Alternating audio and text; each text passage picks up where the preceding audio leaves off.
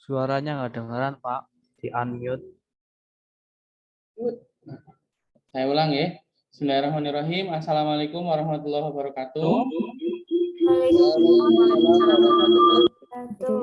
Jaraknya terlalu dekat antara satu komputer dan lainnya, jadi mungkin feedback, Bu. Oke, sebentar. Pak. Oke, ya. Yang ini.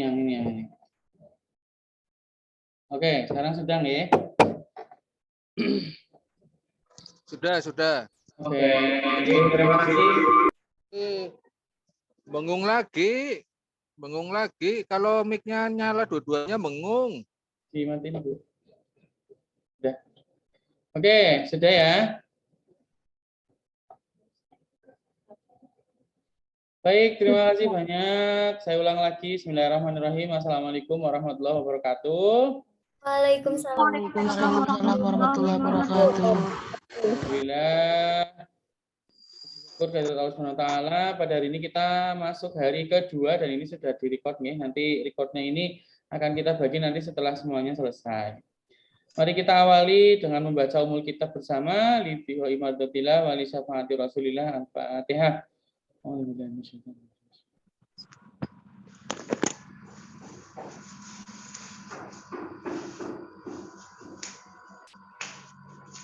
Amin ya rabbal alamin. Baik teman-teman, jadi kemarin sudah ada listening, sekarang reading, besok terakhir strukturnya, ikuti dengan baik. Semoga teman-teman semuanya tanpa satupun tidak ada yang mengulang. Jadi satu kali tes langsung lulus. Amin ya rabbal alamin. Baik, waktu sepenuhnya saya berikan kepada pemateri. Monggo Bu Siva untuk melanjutkan.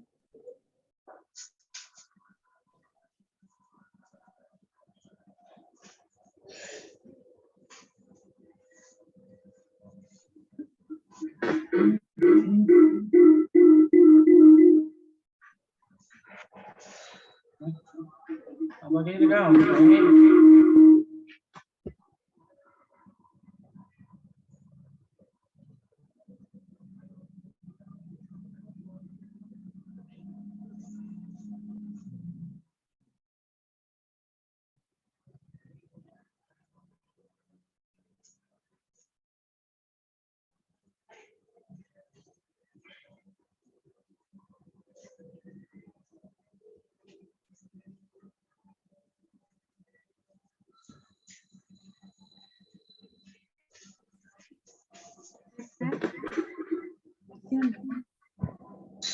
Jadi kami pindah di sini lagi.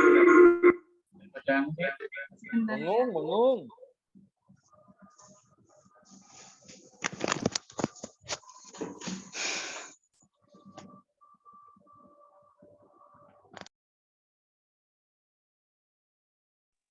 Gak kedengeran suaranya, Bu.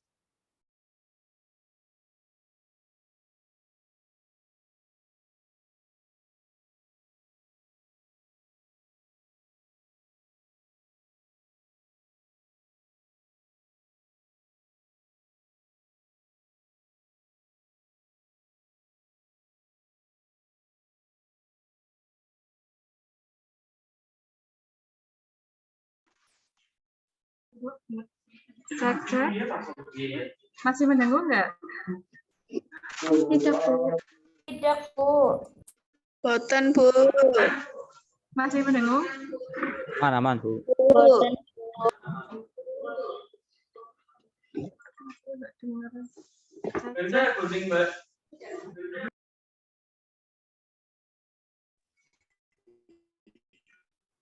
Cek.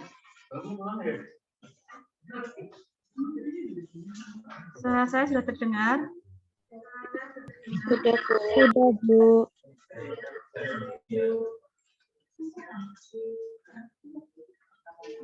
Sebentar ya, masih ada kendala teknis.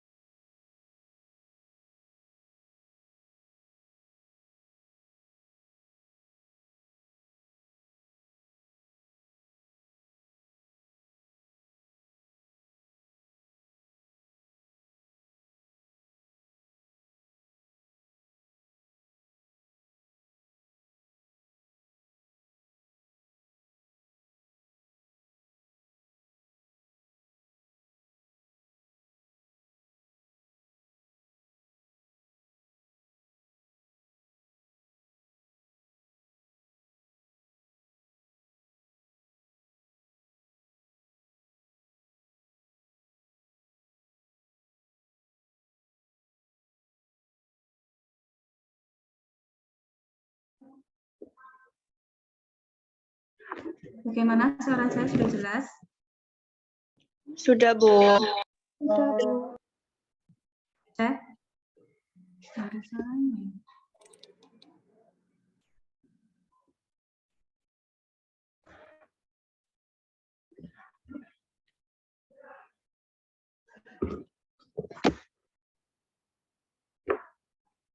Cek, cek.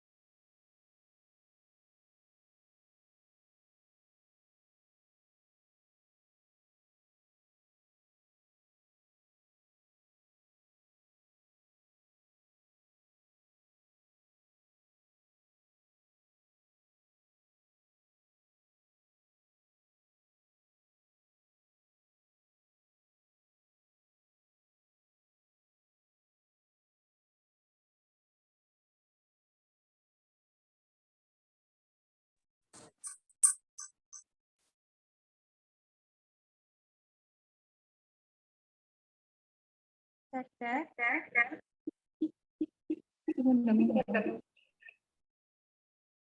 Putus-putus, Bu. Cek, cek. Sekarang sudah jelas? Sudah. Baik, kita mulai saja. Bismillahirrahmanirrahim. Assalamualaikum warahmatullahi wabarakatuh. Waalaikumsalam warahmatullahi wabarakatuh. Selamat sore semuanya. Masih semangat untuk belajar TOEFL ya? Semangat. Semangat. Oke. Seperti biasa, untuk yang tidak berhalangan, mohon untuk on cam ya. Sambil menunggu saya share screen. Ya. Sudah muncul belum?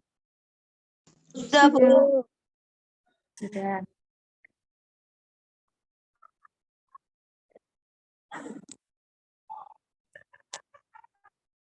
Jadi langsung saja deh, karena waktunya sudah sore. Sore hari ini kita akan belajar mengenai reading TOEFL strategi. Baik, sebelum kita mulai, mari kita baca basmalah terlebih dahulu. Semoga apa yang akan kita pelajari bisa dipahami dan bermanfaat untuk semuanya. Bismillahirrahmanirrahim. Setelah kemarin kita sudah belajar tentang bagaimana caranya atau trik-triknya mengerjakan soal listening. Sore ini kita akan belajar bagaimana caranya mengerjakan soal reading TOEFL. Ya. Untuk informasi, biasanya soal reading TOEFL itu terdiri dari 5 passage atau teks dengan jumlah total soal sebanyak 50 soal. Jadi satu teksnya ada yang 10, ada yang 9, 8, ya. Tidak pasti, tapi jumlah total keseluruhannya ada 50, yang mana waktu untuk mengerjakan soal tersebut hanya 1 jam. Bagaimana caranya mengerjakan soal TOEFL reading yang waktunya cuma 1 jam, tapi ada 5 teks bacaan? Secara singkatnya bagaimana? Ada yang sudah tahu caranya? Belum. Oke. Nah, kira-kira ini kalau ada teks bacaan 5 panjang-panjang, apakah mau dibaca dulu teksnya? Ya, Bu, baca aja, Bu. Mana? Pertanyaan Ya, jadi dulu, Bu. langsung pertanyaannya yang dibaca, jangan dibaca teksnya. Kalau kita baca teksnya dulu baru soalnya, waktu kita akan terbuang untuk membaca. Padahal waktunya hanya 1 jam. Jadi satu soal itu hanya sekitar 1 sampai 2 menit.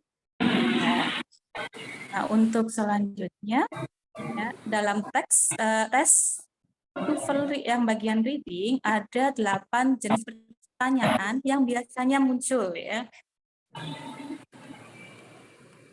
Yang pertama adalah pertanyaan tentang vocabulary. Lalu yang kedua tentang main idea. Yang ketiga tentang ideas organization. Yang keempat tentang statement question. Lalu dilanjutkan dengan exception. Ada inference question, transition question, dan yang terakhir ada tone, purpose, and form. Langsung saja kita masuk ke jenis pertanyaan yang pertama, yaitu pertanyaan tentang vocabulary atau kosakata. Biasanya contoh pertanyaannya apa saja? Yaitu ada what is the meaning of, what is true about, which of the following is closest in meaning to, underline word, bla bla bla, in paragraph 2 is closest in meaning to. Nah, kalau ada pertanyaan-pertanyaan itu muncul dalam soal TOEFL reading, maka bisa dipastikan jenis pertanyaan itu adalah pertanyaan tentang main idea atau vocabulary, tentang kosakata. Jadi jenis-jenis pertanyaan ini menanyakan tentang kosakata ya atau vocabulary ya, menanyakan tentang artinya dan lain sebagainya. Ini yang sudah saya beri warna merah gitu ya, yang menunjukkan bahwa pertanyaan itu adalah menanyakan tentang kosakata. Nah, selanjutnya kalau ada pertanyaan seperti itu, bagaimana cara menjawabnya? Nah, ada 4. Yang pertama, identifikasi dulu makna berdasarkan verb to be. Ada yang tahu verb to be apa saja? Is, am, are. Iya betul, is, am, are. Kalau simple present tense. Kalau simple past tense bagaimana? But, where. Was dan were, bukan where ya. Kalau where itu di mana, di where. Ya. Nah, kalau sudah kita identifikasi atau cari dulu to be-nya, nah selanjutnya apa? Selanjutnya adalah cari dulu apakah ada apositif atau keterangan tambahan.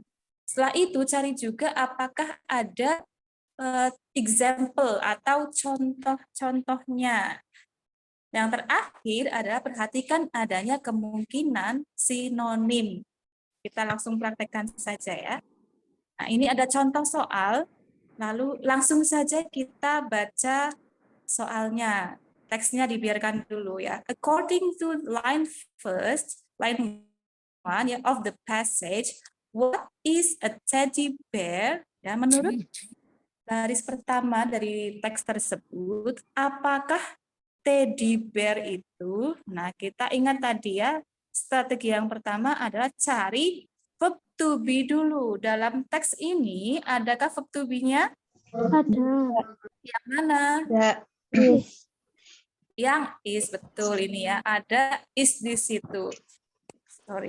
Ada is. Selanjutnya kita identifikasi juga apakah ada makna tambahannya. Nah, kita lihat setelah ini ya. Setelah is ini ada kata a child toy. Biasanya jawabannya itu ada setelah to be. Setelah to be itu jawabannya. Lalu di sini ada koma yang menandakan bahwa kalimat setelahnya itu adalah apositif atau keterangan tambahan. Kita identifikasi contoh-contohnya tidak ada. Jadi langsung ke step yang keempat tadi ya. Kita lihat di pilihan jawabannya A, B, C, D. Nah, dari 4 pilihan ini ya, kita kan sudah identifikasi bahwa jawabannya harusnya a child toy ya. Setelah to be itu adalah jawabannya. Nah, kita cari apakah di pilihan itu ada tulisan a child toy? Enggak. No. Coba kita lihat yang A, ferocious animal, hewan buas. Betul tidak? Bukan. Bukan ya. Yang B, President of the United States, Presiden Amerika Serikat. Nggak ada hubungannya sama ini, chapter ya. Yang C, famous hunter, pemburu yang terkenal. Jauh ya. Yang D, plaything. Plaything ini apa artinya? Ada yang tahu? Play. mainan ya. Ini juga a child toy, ada juga mainan anak-anak. Jadi dari keempat pilihan tersebut yang mempunyai arti sama dengan child toy adalah plaything. Jadi jawabannya adalah yang D. Nah, ini biasanya Mas Mbak perhatikannya kebanyakan di soal reading TOEFL itu pilihan jawabannya ya yang ABCD itu kebanyakan menggunakan istilah atau pilihan kata yang berbeda dengan yang ada di teks. Jadi kita harus pandai-pandai mencari makna yang sesuai atau yang sama gitu ya. Selanjutnya bisa dipahami strategi yang pertama. Ya, jadi intinya kita cari to be terlebih dahulu. Kalau ada to be berarti biasanya jawabannya setelah to be. Ya, gitu ya. Yang kedua, cara menjawab pertanyaan tentang ide pokok atau main idea. Jenis pertanyaannya apa saja? Thank you. Yang pertama adalah what is the topic of this passage? Yang kedua, what is the subject of the passage? Yang ketiga ada what is the main idea of the passage? Dan yang terakhir ada what is the author's main point in the passage? Jadi ada topic, subject, main idea, dan main points. Kalau di pertanyaan itu ada 4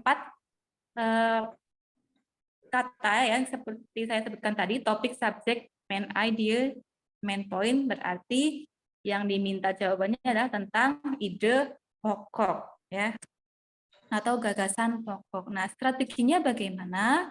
Yang pertama adalah baca baris pertama di tiap paragrafnya ya, baris pertama di tiap paragraf. Kenapa kok baris pertama ya? Biasanya dalam sebuah paragraf itu ide pokoknya ada atau terletak di awal ya, biasanya seperti itu, walaupun terkadang bisa di akhir tapi jarang ya, kebanyakan ada di awal paragraf yaitu di kalimat yang pertama. Lalu setelah itu dari kalimat itu kita cari bahasan umumnya apa ya, dari bahasan umumnya itu kita baca dan tentukan apakah ide pokoknya. Jadi baca baris pertama, temukan bahasan umumnya, lalu temukan ide pokoknya. Setelah itu baru ke pilihan jawabannya, mana yang sesuai. Contohnya, nah ini ya, what is the topic of this passage? Apa topik dari teks tersebut? Ya, topiknya apa? Kita lihat di paragraf ini, paragrafnya hanya 1. Kita cari di kalimat ini manakah yang bahasan umumnya. Sudah saya beri highlight yang warna kuning. Jadi dalam kalimat pertama ini bahasan umumnya adalah ide pokoknya adalah distinction, intelligence, and reasoning. Jadi ada perbedaan, kepintaran, dan penalaran. Ya, ada 3 ini. Ini ide pokoknya ada 3. Di kalimat selanjutnya juga sama ya. Perbedaan, intelligence, dan reasoning. Nah, sekarang kita ke step yang keempat. Cari di antara 4 pilihan ini, cari yang sesuai dengan ide pokok yang ada dalam paragraf tersebut. Mana yang sesuai? Kita lihat. Yang A, the intelligence of John Dewey. Betul atau salah? Salah. Salah. Kenapa salah? Karena itunya. Kenapa salah? Ya, coba. Ini hanya ada apa tadi? Hanya ada intelligence saja. Padahal di atas kan intelligence dan reasoning. Sorry, kepencet ya. Ya. Berarti yang A, jawaban A salah. Yang B, distinction made by John Dewey. Betul atau salah? Salah. Salah. Kenapa salah? Karena hanya distinction saja ya. Apa yang dibedakan tidak ada. Yang C, Dewey's ideas on the ability to reason. Betul atau salah? salah. Kenapa salah? Karena hanya ada reason. Iya, hanya ada reason saja. Padahal seharusnya ada 3 ya. Distinction, Intelligence, Intelligence dan reasoning. Kita lihat yang D. How intelligence differs from reasoning in Jewish works. Nah, apakah ada intelligence? ada Ada. Reasoning? ada Ada. Lalu distinction-nya ada tidak? Tidak ada. Tidak ada. Terus gimana dong? Berarti salah dong. Tapi itu ada sinonimnya, Bu. Difference. Ada difference, apanya? Sinonimnya. difference, Oke, different itu artinya apa? berbeda. Berbeda. Berbeda. Jadi iya betul. Jadi sebenarnya tidak ada distinction-nya, tapi ada kata differs. Differs ini sinonim dari Distinction. distinction. Ya, differentiation sinonim dari distinction. Jadi sebenarnya ada, cuma pakai istilah yang lain. Jadi ini ya, jebakan Batman-nya ada di kata ini ya. Seperti yang sudah saya sampaikan tadi, memang pilihannya biasanya memakai istilah yang berbeda. Kita harus tahu, oh ternyata diverse itu berbeda sama dengan distinction. Gitu. Jadi jawaban yang betul adalah yang D, ya, yang ada semuanya. Hanya dia memakai kata diverse, bukan distinction. Sampai di sini paham? Paham, Bu. Oke, lanjut ya. Ya, Bu.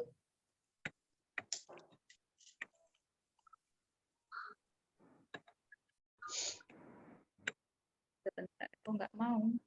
Oke, yang ketiga adalah jenis pertanyaan tentang ideas organization, hubungan antar paragraf. Sudah muncul belum? Sudah, Bu. Sudah ya. Nah, contoh pertanyaannya apa saja? Contoh pertanyaannya adalah yang pertama, bentar ya. Yang pertama ada, how is the information in the passage organized? Ya, ada kata organized, ya, disusun. Bagaimana informasi disusun. Yang kedua ada, how is the information in the second paragraph related to the information in the first paragraph? Jadi apa hubungannya paragraf kedua dengan paragraf pertama? Nah, itu yang menanyakan tentang hubungan antar paragraf. Caranya bagaimana?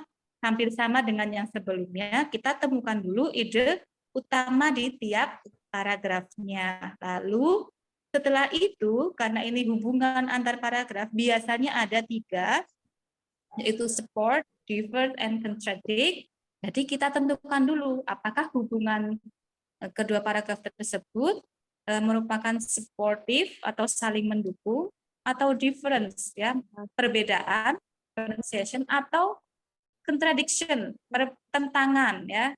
Jadi kita baca, temukan ide utamanya, lalu tentukan apakah saling mendukung atau support, ya, atau berbeda, atau berlawanan, atau bertentangan, ya. Lalu baru kita pilih jawabannya. Contohnya ini ada 2 paragraf, langsung saja kita baca soalnya. The second paragraph, bla bla bla. Paragraf yang kedua ini apakah mendukung, menentang, atau berbeda dengan paragraf pertama? Nah, kita lihat langsung. Di 2 paragraf tersebut ada 2 kalimat yang sudah saya beri warna biru dan warna hijau. Nah, di situ sudah jelas terlihat, yang saya garis bawahi, di paragraf pertama ada disagreement, lalu di paragraf kedua ada agreement. Lalu kalau ada kata disagreement dan agreement, ini menunjukkan hubungannya bagaimana? Perbedaan. Apakah perbedaan? Saling mendukung atau support, apa differs atau contradict? Lawan kata, lawan kata. Lawan kata. Contradiction, ya, perbedaan atau pertentangan gitu ya. Pertentangan. Kita lihat apakah ya. Kita lihat yang manakah yang menunjukkan pertentangan, ya. Kalau kita sudah dapatkan kata kuncinya disagreement dan agreement yang menunjukkan pertentangan, sekarang kita cari di Samsul kecil. Kita cari di pilihannya ya. Yang pertama, yang A, provides examples to support the ideas in the first paragraph. Bagaimana? Ada kata support di situ, betul atau salah? Salah, harusnya Salah ya. Bukan ya, bukan menyediakan contoh-contoh untuk mendukung paragraf pertama, bukan. Yang kedua, precede the ideas in the first paragraph. Precede itu hampir sama dengan support ya, mendahului ya, menjelaskan ide dari paragraf pertama. Betul atau salah? Salah. Salah. Yang ketiga atau C, outlines the effect of the idea in the first paragraph. Outlines ya, membuat kerangka dari efek ide paragraf pertama. Outline-nya betul atau salah? Salah. Menunjukkan outline? Salah. Yang ketiga, yang D, refutes the idea in the first paragraph. Artinya apa ini? Refutes. Membantah, menolak atau deny ya. Membantah ide dari paragraf pertama. Betul atau salah? Betul.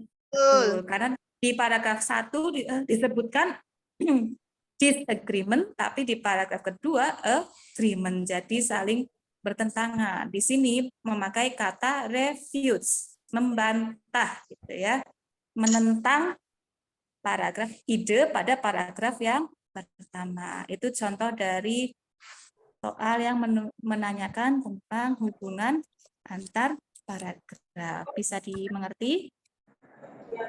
Bu. Selanjutnya,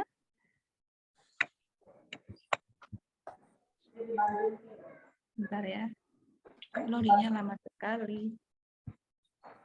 Oke, yang selanjutnya tentang pertanyaan tentang restatement question, ya, pernyataan ulang.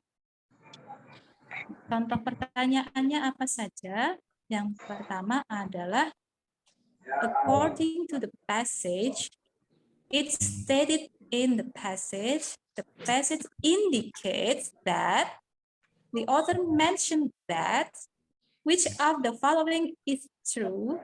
Nah, kalau ada pertanyaan yang mengandung kata according to passage, stated, indicates, mentions, ya, which are true, itu menunjukkan pertanyaan yang menanyakan tentang apa tadi? Menanyakan apa?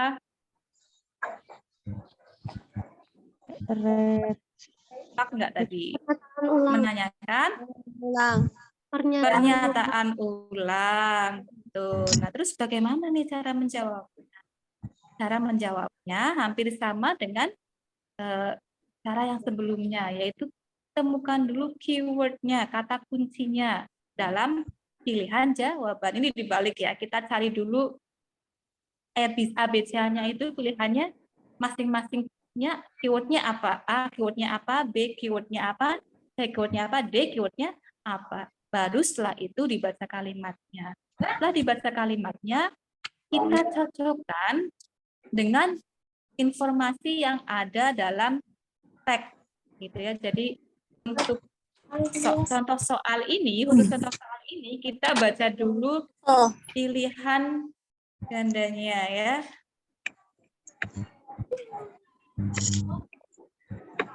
Oke, langsung saja ke contoh ya. According to the passage, Williamsburg is located bla bla bla. Ya. Menurut teks di atas, kota Williamsburg terletak di mana ya? Kira-kira jawabannya ya. Nah, kita langsung ke pilihan yang pertama, yang A. Yang A adalah on an island. Apakah betul on an island? Kita lihat ya, island. Di atas apakah ada island? Tidak ada. Tidak ada. Adanya peninsula ya. Kalau island itu pulau, peninsula adalah semenanjung. Jadi betul atau salah?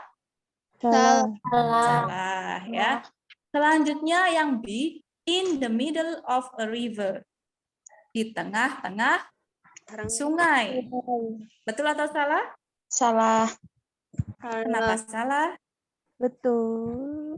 Ayo, di atas apa?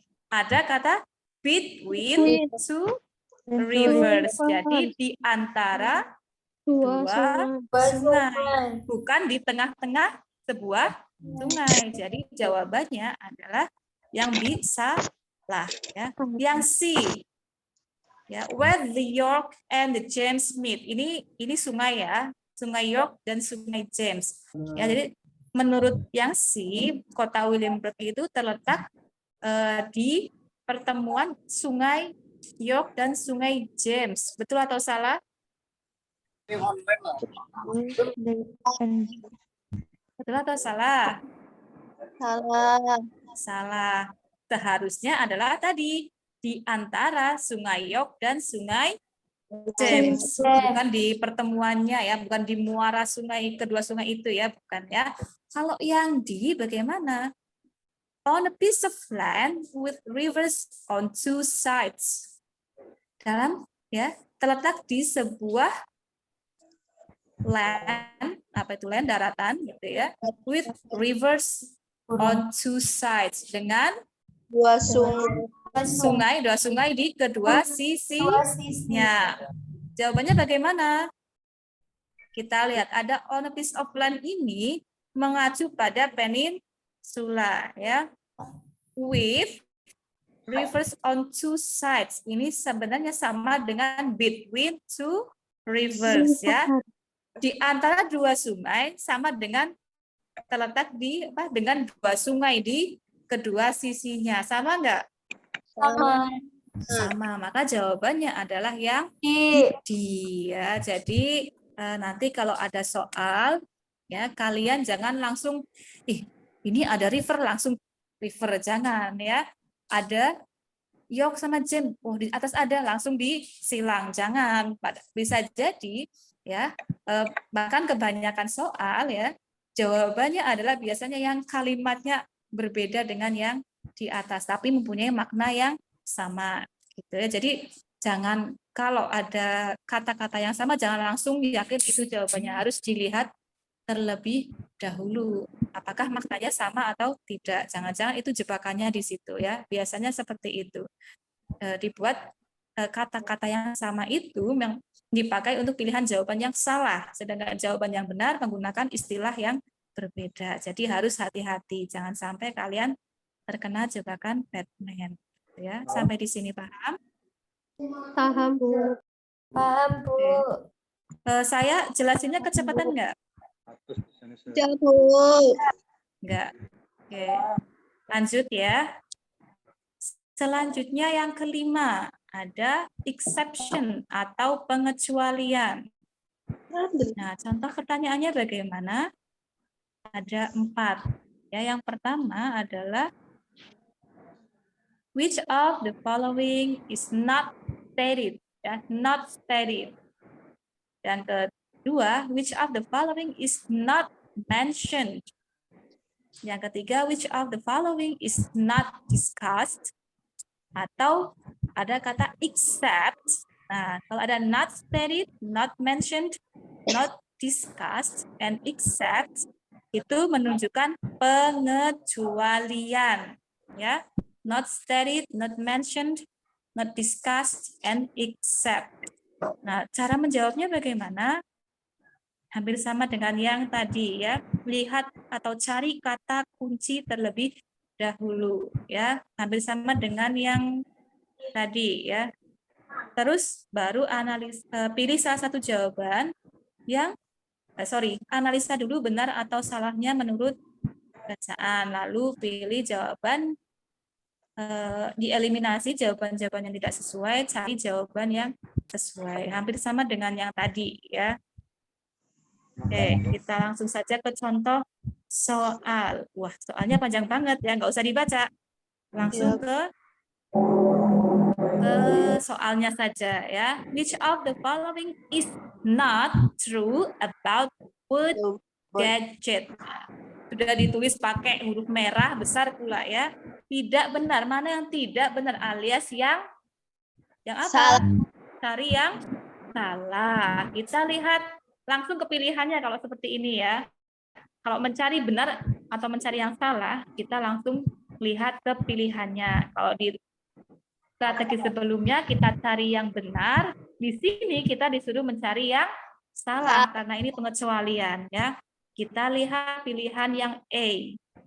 It is used to name something when the name is not known. Nah, yang ditanyakan adalah arti kata gadget. Sering dengar kata gadget ya. Kita lihat pilihan yang A, kalimat di kata yang terakhir yang saya beri warna ungu ya.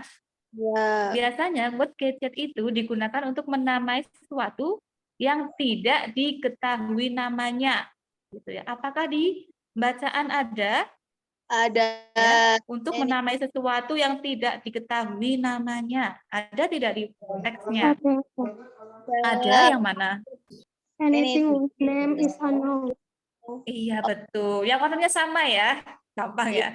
Anything whose name is unknown. Di atas pakai unknown, di bawah pakai not known. Jadi yang jawabannya A betul atau salah? Betul. Betul ya. Yang C,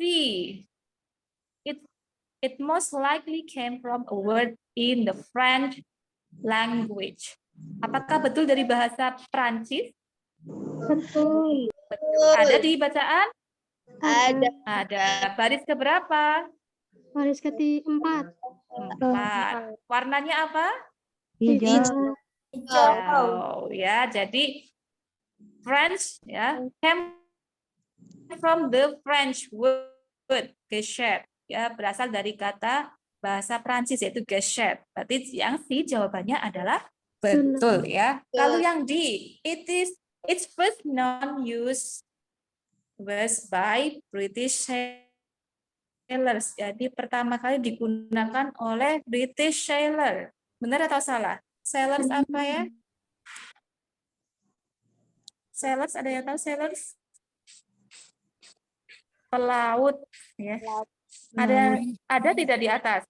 Pertama kali digunakan oleh British sailor. Ada? Ada. Di baris keberapa? Ketiga. Yang warna apa? Biru. Warna biru, betul. Jadi kita lihat yang B sekarang ya. It was used at the beginning of the 19th century. Apakah digunakan pada beginning? Beginning itu adalah awal century, 19th century. Abad ke-19. Betul atau salah? Salah.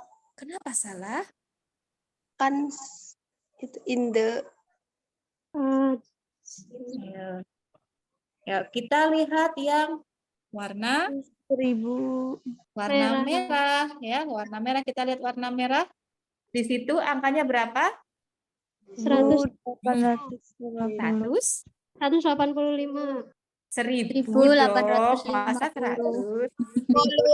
850. Jadi 1850s. Jadi betul digunakan oleh British sailor pada tahun 1850-an. Nah, kalau 50-an itu apakah itu beginning? Bukan. Ayo. Tadi kan yang kita bahas century. Century itu abad ya. Kalau 50-an itu awal, tengah, atau akhir abad? Tengah. Jadi dia harusnya di sini adalah at the middle of the 19th century. Jadi jawaban yang salah adalah yang B ya. Harusnya middle, bukan beginning. Kalau beginning 1801, 2 sampai sebelum 50 ya. Itu beginning. Kalau 50-an berarti tengah-tengah, setelah itu akhir gitu ya. Paham semuanya? Paham. Mbak Ajeng semangat sekali. Ya, Terima kasih sudah semangat ya. Oke. Yang selanjutnya inference question, penarikan kesimpulan. Nah, ini kadang susah ya. Contoh pertanyaannya adalah, it is implied, it can be inferred, what probably happened. Jadi implied, inferred, happened. Itu biasanya pertanyaan yang digunakan untuk menanyakan kesimpulan. Nah, caranya bagaimana? Nah, ini berbeda dengan yang lain. Karena kesimpulan biasanya harus kita simpulkan sendiri, ya. Jawabannya tersirat, bukan tersurat. Caranya adalah pahami betul-betul informasi-informasi yang ada di teks tersebut, baik secara tekstual maupun kontekstual, baru ditarik kesimpulannya. Setelah itu, kalau sudah paham isinya apa, informasinya apa, pilihlah jawaban yang sesuai dengan teks atau bacaan. Nah, ini sudah agak susah ya, karena jawabannya harus kita tarik kesimpulan sendiri. Nah, contohnya di sini ada, which of the following is probably not a Hawaiian word. Ya, jadi di bawah ini manakah kata-kata yang mungkin bukan, ya, yang bukan kata dari bahasa Hawaii, yang tidak termasuk, ya, yang tidak termasuk bahasa Hawaii yang mana? Apakah mahalo, mahi-mahi, meklea, atau moana? Ya, kita cari di teksnya dulu. Ini harus baca teksnya dulu ya. Yang kata yang tidak termasuk dalam bahasa Hawaii adalah, nah kita cari idenya mana, ide pokoknya ya. Nah, ini nih. Only 12 letters. Jadi bahasa Hawaii itu hanya punya 12 huruf saja ya. Dari 12 huruf itu, the 5 vowels and 7 consonants. Jadi dari 12 itu ya terdiri dari 5 huruf vokal dan 7 huruf konsonan. Vokalnya A, I, U, E, O. Konsonannya H, H, L, M, N, P, dan B. Nah, setelah itu, nah, yang saya beri highlight, lihat ya. Each syllable in the language ends in a vowel ya.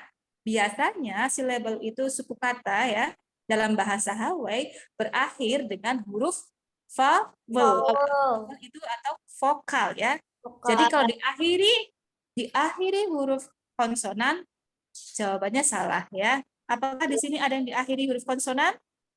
Tidak ada. Tidak ada. Berarti kemungkinan benar sekali ya.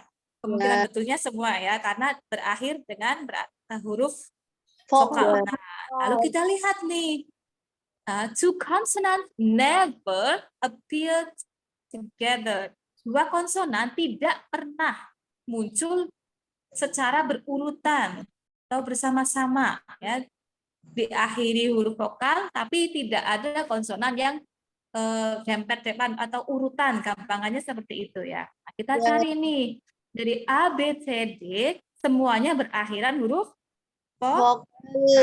Berarti kemungkinan benar ya. Lalu kita cari yang ini. Two consonants never appear together. Tidak ada konsonan yang berurutan. Apakah di sini ada konsonan yang berurutan? Ada. Ada atau tidak ada? Ada. Ada. Yang mana kalau ada? Dan L. Yang L. Mana? L, A, C. B, C, or D? Ibu. Mana? C. Yang C. Mana yang berurutan? KL. K dan L. Ini menyalahi aturan huruf bahasa Hawaii ya. Tidak boleh konsonan itu terletak berurutan. Maka, nah ini yang dimaksud tarik kesimpulan. Di bacaan tidak disebutkan, hanya disebutkan aturannya. Nah di soalnya langsung disajikan contoh kata ya. Contoh kata. Nah kita harus mikir nih ya, mana nih yang tidak sesuai dengan peraturan dari huruf atau bahasa Hawaii. Ternyata setelah kita pahami satu-satu aturannya, ketemu yang C, karena ada dua konsonan yang berurutan. Jejer. urutan. Itu yang dimaksud dengan penarikan kesimpulan. Kesimpulan. Ini paham? Paham. Bu. Masih ada 5 menit lagi kalau nggak salah ya. Kita tambah yang satu lagi ya. Yang ketujuh adalah transition question, sambungan paragraf. Maksudnya bagaimana sih ya? Kita coba lihat ya. Jadi ini, biasanya pertanyaannya seperti ini. Ada 2 saja ya. Yang pertama yaitu, the paragraph preceding the passage is probably, paragraf preceding apa?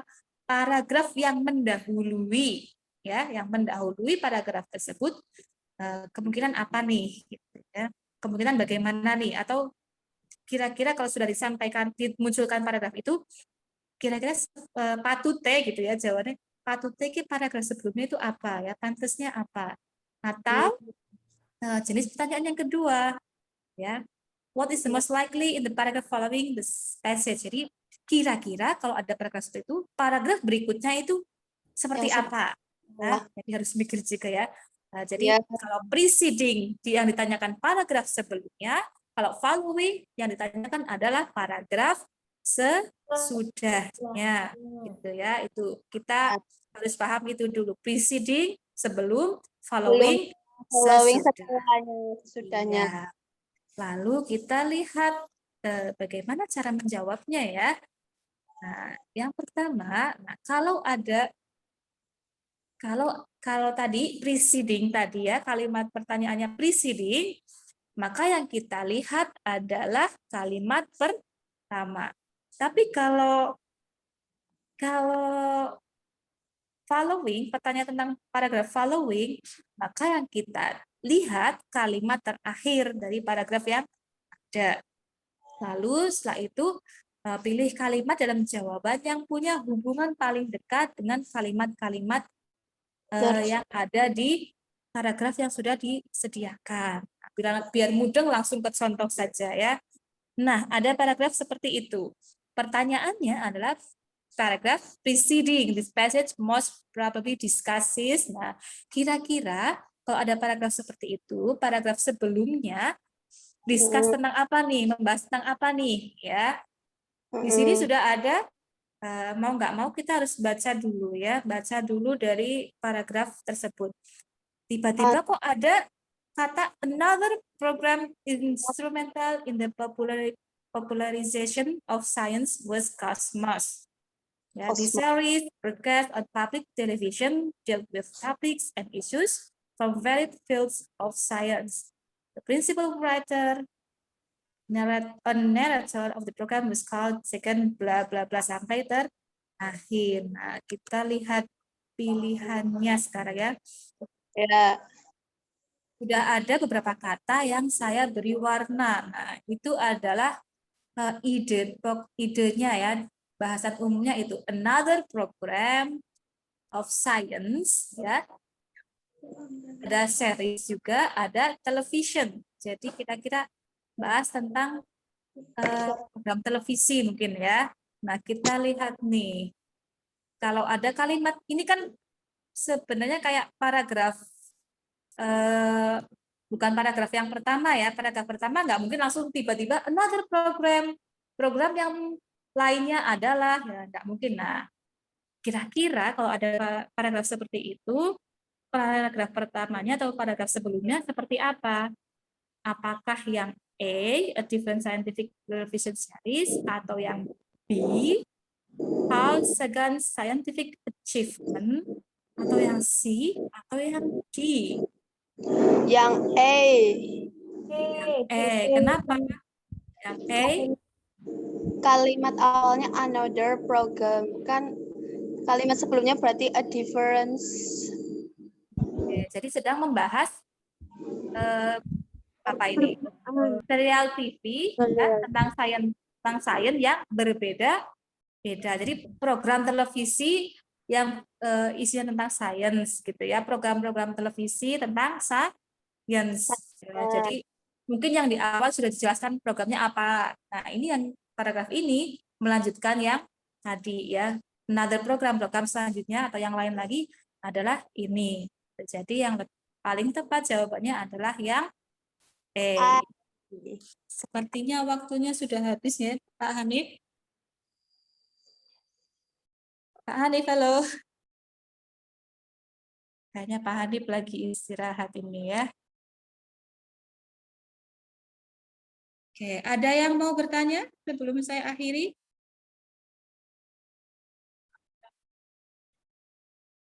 Sudah jelas? Jelas, Bu. Jelas ya. Dikirim Bu, materinya dikirim Bu. Oke, siap, nanti akan dikirim ya. Izin bertanya. Sama yang pertemuan pertama buat belajar. Ya. Tenang, sabar. Besok kalau sudah selesai semua akan dikirim. Oh, mic-nya Pak Hanif rusak. Ya. Silakan yang mau bertanya. Izin bertanya untuk mengetahui yang tadi kan dari contoh-contoh soal kan udah mengetahui dari inti langsung. Nanti kan kalau soal kan kita belum tahu dia intinya di mana gitu. Nah, untuk cara cepatnya itu buat kita mengetahui intinya itu dari mana, Bu? Ini siapa yang nanya ya? Maaf, namanya siapa, Mbak?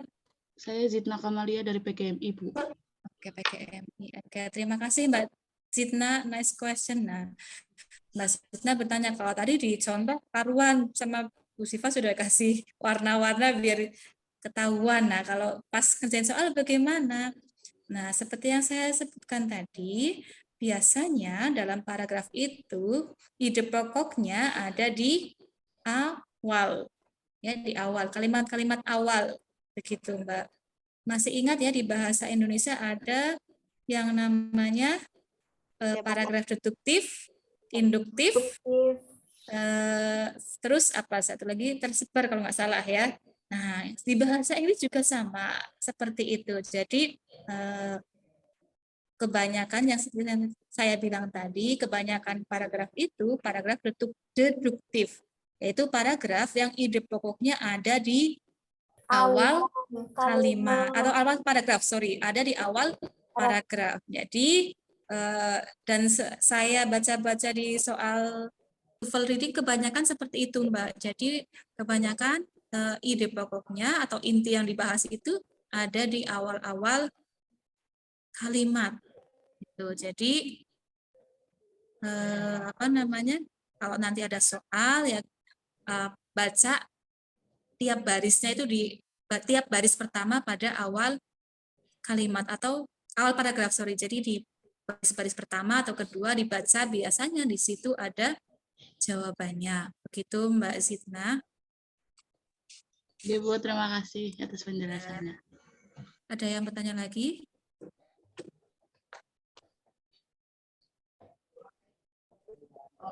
Tidak ada? Ya, di chat juga tidak ada yang bertanya. Kalau tidak ada, saya stop share dulu ya. Kalau tidak ada karena mic-nya Pak Hanif error, saya tutup karena sudah jam 16:03. Oke, terima kasih untuk Mbak-mbak dan Mas-mas yang masih semangat di hari kedua ini, masih semangat belajar TOEFL. Semoga apa yang saya sampaikan bisa dipahami ya. Kalau ada yang masih bingung nanti insya Allah setelah pelatihan selesai semuanya sampai yang ketiga akan kita kirim materinya beserta nanti soal-soal latihan untuk minggu depan ya. Di minggu depan ada pelatihan mandiri, jadi nanti jenengan semua bisa belajar secara mandiri ya untuk latihan soalnya, karena materinya atau cara trik-triknya sudah kita pelajari bersama-sama lewat Zoom gitu, nggih. Untuk besok masih ada satu kali lagi Zoom tentang written structure ya, atau struktur tertulis ya. Jadi semoga jenengan semua masih semangat mengikuti. Sekali lagi besok akan disampaikan oleh Pak Hanif tentang materi written structure. Jadi ini juga penting ya, kalau jangan sampai ketinggalan karena materi written structure itu biasanya lebih susah dipahami daripada materi yang lain ya. Kalau materi saya mungkin masih bisa dibaca sendiri, tapi kalau materinya Pak Hani besok harus benar-benar disimak dengan baik. Jadi pastikan besok untuk join Zoom jangan sampai telat gitu ya, walaupun mungkin ada yang nyambi-nyambi, yang penting disambi untuk mendengarkan, begitu ya. Ibu. Oke, baik, karena sudah sore, mari kita tutup pelatihan hari ini dengan bacaan hamdalah bersama. Alhamdulillahirrahmanirrahim. Selamat belajar, masih ada 1 hari lagi, tetap semangat ya, semoga bisa memahami materi dengan baik, entah itu reading, written structure, dan listening, dan bisa mendapatkan skor TOEFL yang terbaik, ya, lulus semua, biar nggak ulang-ulang ya. Oke, sebelum saya tutup, mohon yang tidak berhalangan untuk open kamera, kita foto sebentar.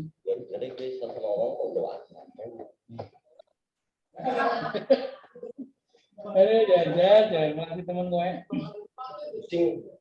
Makanya terbalang yang sehat. Untuk halaman pertama, FKI saat ini kita perbaikan. 1,